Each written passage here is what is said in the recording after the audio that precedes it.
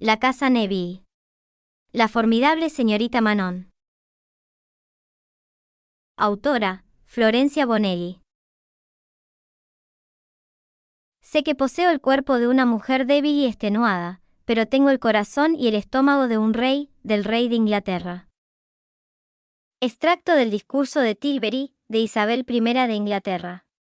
1533 a 1603, el origen de todos los males. Lunes, 12 de diciembre de 1825. Hampstead, en las afueras de Londres. Los amantes retozaban en la cama, se besaban, se provocaban, se acariciaban, se contemplaban a los ojos, e intentaban olvidar que la sodomía constituía una ofensa para la ley inglesa, castigada incluso con la muerte. Fuera, la noche helada y silenciosa ocultaba los peligros que amenazaban a ese amor desgraciado y condenado. En la intimidad del dormitorio, con el fuego de la chimenea como única fuente de luz y de calor, se sentían seguros y se permitían soñar con un futuro en la lejana y exótica Australia. 3 aldabonazos hirieron la calma apenas quebrada por el crepitar de los troncos. Los amantes intercambiaron miradas preocupadas. ¿Esperas a alguien?, preguntó el más joven, de rizos dorados y aspecto de querubín. Claro que no, respondió el otro, muy delgado y de cabello oscuro. Tal vez sea tu madre, sugirió el rubio. ¿Mi madre a esta hora?, desestimó, y consultó un reloj de leontina de oro, que depositó sobre la mesa de noche. Quédate aquí y no hagas ruido. Iré a ver. Se vistió deprisa con una camisa de noche y unos largos calzones, se echó encima la bata y descendió por las escaleras. Su amante se levantó y se aproximó a la chimenea. Atizó el fuego. Prestó atención a los sonidos que lo alcanzaban desde la planta baja.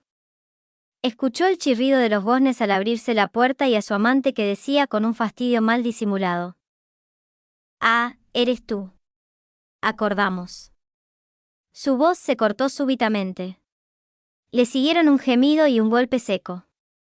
Se cubrió deprisa con la camisa y se puso el pantalón sin los calzones. Salió del dormitorio y se movió con sigilo hacia la escalera. Bajó el primer tramo en puntas de pie y se detuvo en el rellano. Desde allí observó el vestíbulo. Había un hombre alto, cubierto por un largo gabán negro.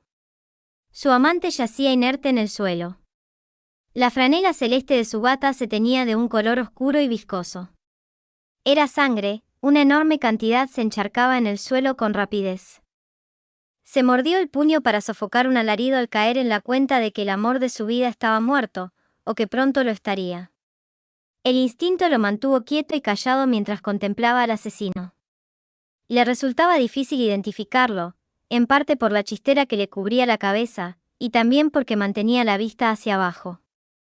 Lo circundaba una tranquilidad antinatural.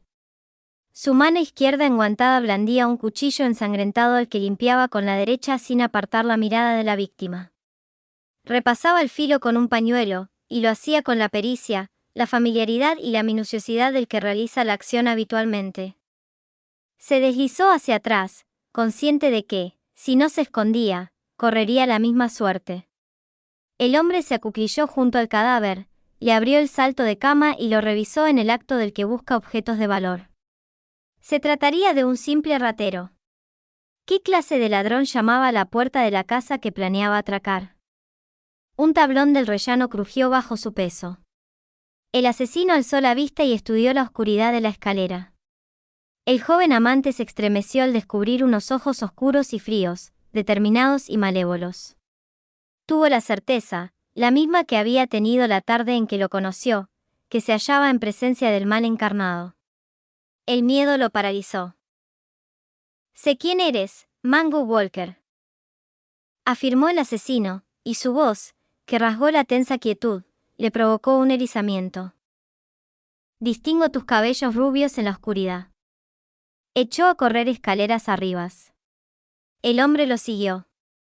Oía el estampido que causaban sus botas al caer sobre los peldaños. La pequeña casa se sacudía bajo el peso de su ferocidad. Cerró con la traba antes de que el asesino se abalanzase sobre la puerta. De pie en medio de la habitación, la observaba agitarse y resistir los embates del monstruo que se hallaba del otro lado. No duraría mucho antes de ceder. Se puso la chaqueta y recogió las botas del piso. Sin calzárselas, abrió la contraventana y salió fuera, a la terraza que asomaba al jardín trasero. El aire gélido de la noche le cortó el aliento. La puerta del dormitorio rebotó contra la pared al abrirse. El estruendo lo impulsó a lanzarse sobre la yerba húmeda y mullida. Corrió ajeno a sus pies descalzos. Frente al muro que marcaba el límite de la propiedad, arrojó primero las botas. Lo trepó con la agilidad desarrollada durante esos meses de encuentros furtivos en los que habían juzgado más sensato evitar la entrada principal después de que una vecina los acusase de sodomitas. Habían sido afortunados. La denuncia quedó sin efecto tras demostrar que la señora gustaba de la ginebra más de lo que la prudencia aconsejaba. Saltó y aterrizó en la angosta y desolada Cannon Lane, apenas iluminada por una lámpara de aceite ubicada en la esquina con East Head Road. Se calzó las botas, mientras miraba hacia uno y otro lado buscando una salida. Tenía los pies ateridos y mojados. Sus ojos se detuvieron en el famoso parque Hampstead Heath, más conocido como The Heath, el páramo. No lo dudó, corrió hacia la esquina, cruzó la calle y se internó en la espesa vegetación, donde se agazapó tras unos matorrales. La silueta negra del asesino se dibujó bajo el charco de luz temblorosa que producía la lámpara. Cesó de respirar y de pestañear. Su atención se concentró en el hombre. Quieto en la esquina, echaba vistazos hacia ambos lados de la East Head Road. Su figura comunicaba una maldad inefable, una determinación inquebrantable. Existió un instante en el que el asesino fijó la vista en el parque delante de él, que por las noches se transformaba en un gran hueco negro. Percibió que dudaba, y supo que estaba preguntándose si su presa habría reunido el valor para internarse en ese espacio insondable y misterioso. Debió de considerarlo un cobarde, pues dio media vuelta y se alejó por Cannon Lane. Pasaban los minutos y no se atrevía a abandonar el escondite. Temía que su cazador se hubiese ocultado en un rincón penumbroso y que aguardase a que emergiera del escondite. Tras el pánico inicial, que lo había preservado del frío y de la incomodidad, comenzó a sufrir el rigor de la baja temperatura. Anhelaba su grueso abrigo de lana, que había quedado en el perchero del vestíbulo.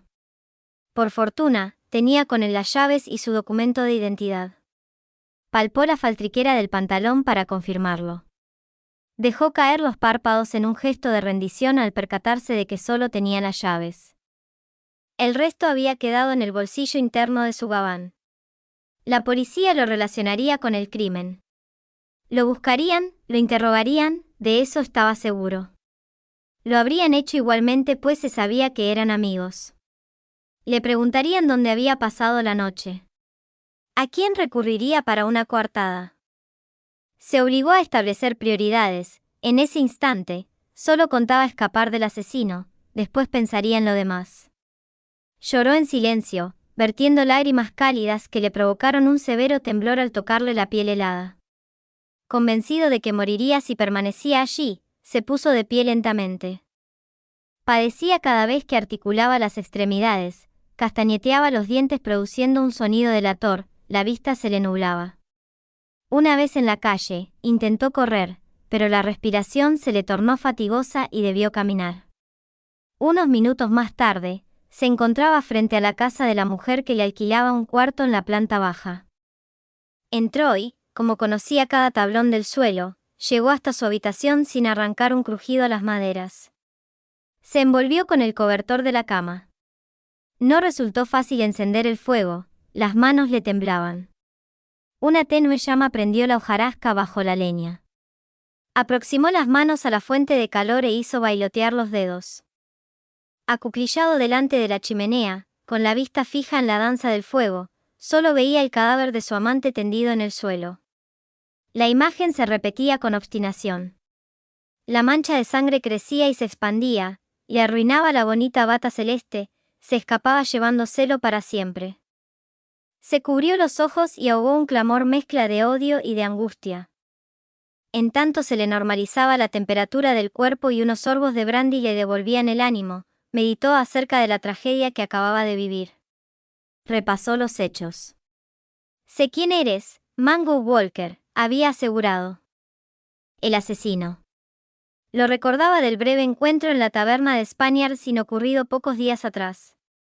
Vendría a buscarlo y lo destriparía, no dejaría el cabo suelto que lo habría conducido a la horca. ¿Iría a la policía y confesaría lo que había visto? Le preguntarían por qué se encontraba a esa hora en casa de su amigo. Si bien habían desestimado la denuncia de la vecina, la sospecha no había desaparecido y se sabían bajo vigilancia. Se hallaba entre la espada y la pared. Fue duro aceptar que lo sucedido esa noche no solo le había arrebatado al hombre al que amaba, había cambiado su vida para siempre. La única opción era huir. Diciembre de 1829. En las cercanías de Pensante, Cornualles.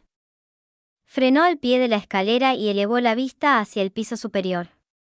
Se preguntó si reuniría la fuerza para subir. Aunque era joven y saludable, la detenía un peso repentino en las piernas. Arriba, la esperaba Nuala, su fiel criada, para terminar de armar los baúles con los que partiría muy temprano al día siguiente. Para el mundo, se dirigía a Lausana, en Suiza, a una famosa escuela de acabado donde le enseñarían a comportarse como la esposa perfecta. Solo su tía materna Anne-Sophie Neville, Banfer de soltera, sabía dónde iría en realidad. El secreto moriría con ellas, de lo contrario, se convertiría en su ruina y en la de su familia.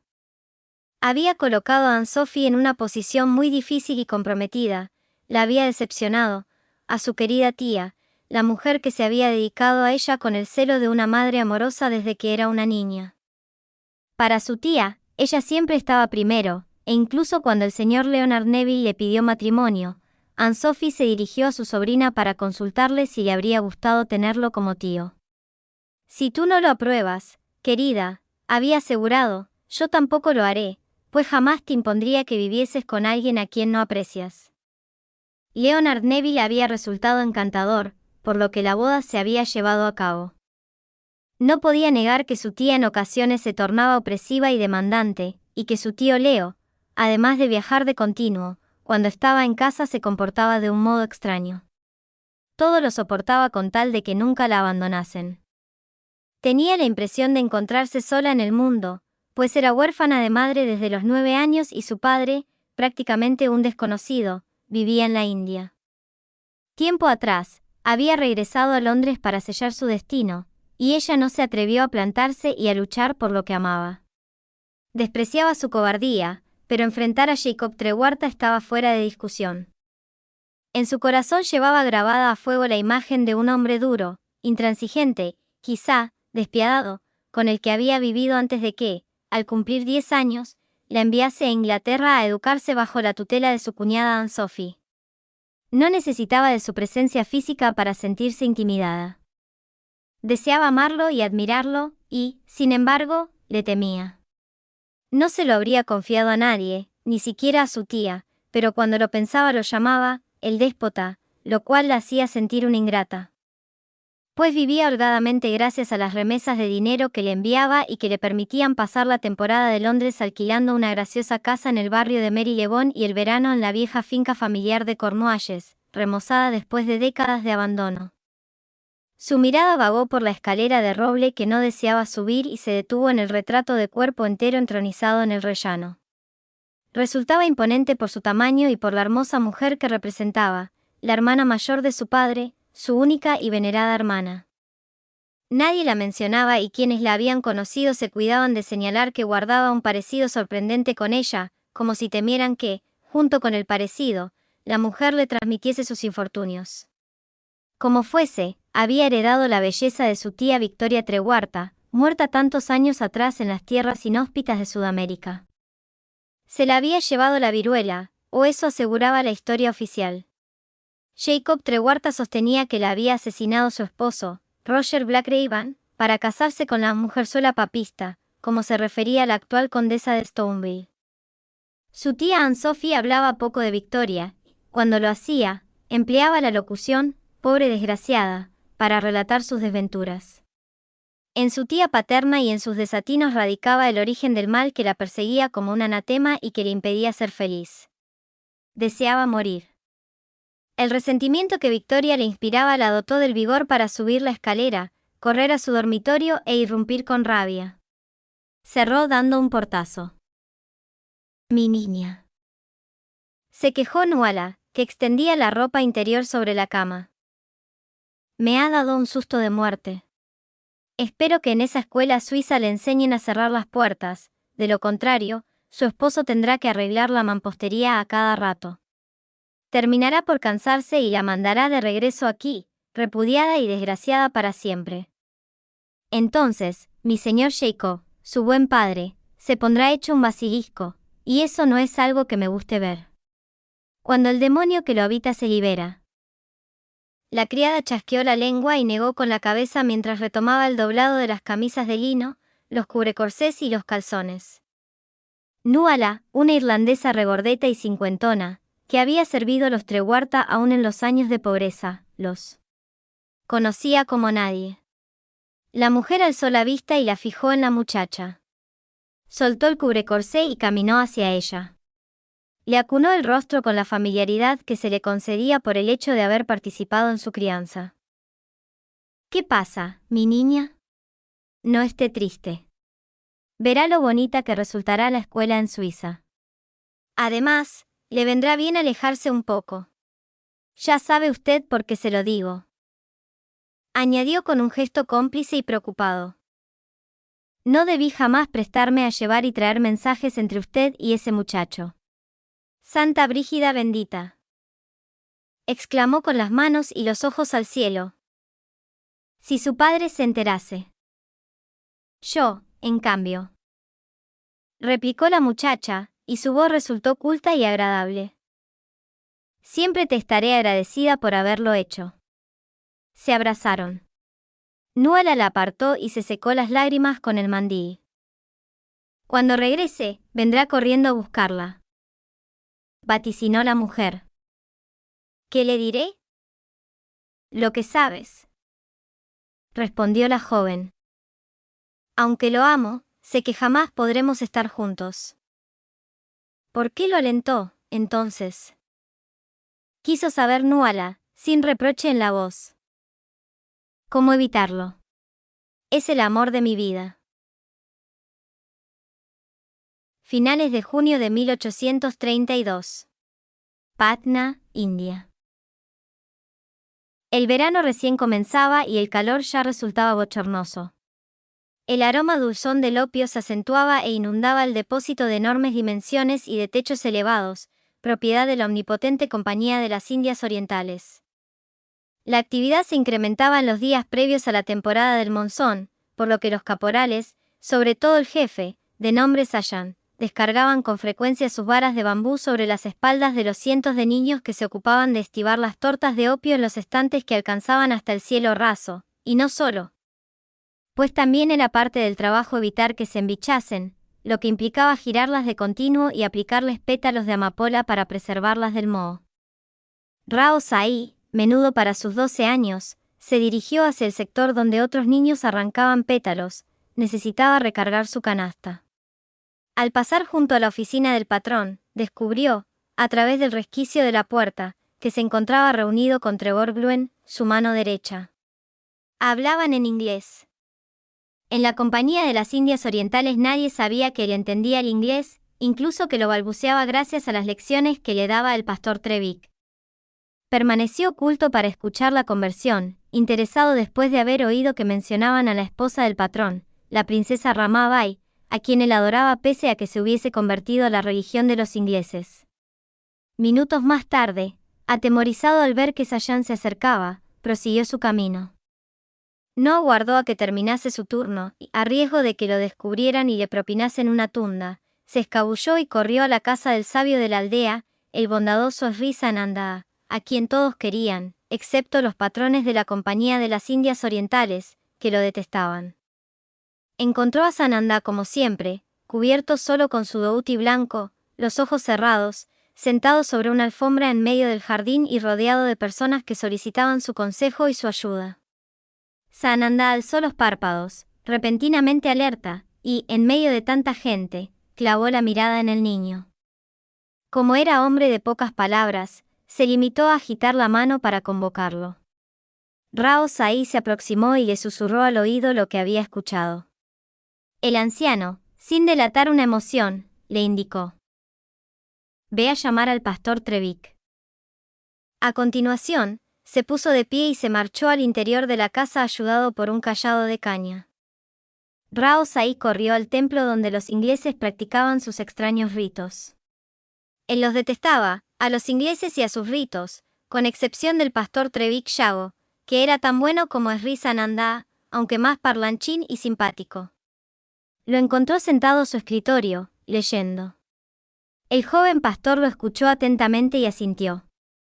Se calzó unas sandalias y se puso una chaqueta de algodón liviano antes de convocar a un curi a su servicio, que le preparó el faetón, regalo de un amigo del clérigo, rico como un nabab. Llegaron a lo de Sananda, que los recibió en una salita a la que solo accedía a quien el sabio invitase. A Rao Sai lo envaneció que se le permitiese entrar. «¿Me necesitas, querido Sananda?», preguntó Trevik Yago y se quitó el sombrero de jipijapa en señal de respeto. «La princesa Ramabai está por partir a Rajasthan con Vinita y Dharika». «Así es», confirmó el pastor anglicano. «Ella y las niñas partirán mañana por la mañana, muy temprano. Sabes que es su costumbre en esta época, para evitar la temporada del monzón». «¿Por qué lo preguntas?». «No deben emprender ese viaje», declaró el anciano con una firmeza que asombró al clérigo. «Su vida y la de sus hijas corren peligro. Y también la tuya. Deben huir. Esta noche». «¿Cómo? Huir. Imposible». El anciano dirigió la mirada hacia Rao Sai, que habló sin más. «Escuché a Trevor Gluen decirle al patrón que ya había contratado a los bandidos que se ocuparían de la princesa durante el viaje a Rajasthan. El patrón le dijo, debe parecer un asalto de los Aks. Son comunes en esta época». Trevik Yago se dejó caer en una silla y miró con fijeza la nada. Se cubrió la frente, de pronto agobiado por las implicancias de la revelación. Sri Sananda se aproximó y le colocó una mano en el hombro. «Tú también corres peligro, Trevik. Eres el único testigo de ese matrimonio». «Lo sé», admitió el pastor y alzó la vista en busca de la serenidad que el sabio indio siempre le infundía. «No puedo llevarla a Visur donde se encuentra su familia. Sería el primer lugar al que irían a buscarla». «Es cierto», acordó el anciano. «En Visur, en la corte del Peshwa Bajirao, ya no hay sitio para la princesa. Es un lugar disoluto y corrupto. Podría llevarlas, a ella y a las pequeñas, a Calcuta», propuso el clérigo. «No estarán a salvo dentro de los territorios dominados por la compañía», objetó Sri Sananda. «Tampoco fuera de ellos. La compañía tiene ojos y oídos en todo el subcontinente». «¿Qué haré, querido Sananda?». «Dime tú qué hacer». «Escóndela en la hacienda que tu amigo posee en Ceilán. Hablaré con alguien de mi confianza para que los conduzca en barco». Solo la idea de enredar en ese turbio asunto a los Black Raven le causó un malestar en el estómago. Y, sin embargo, no tenía otra opción.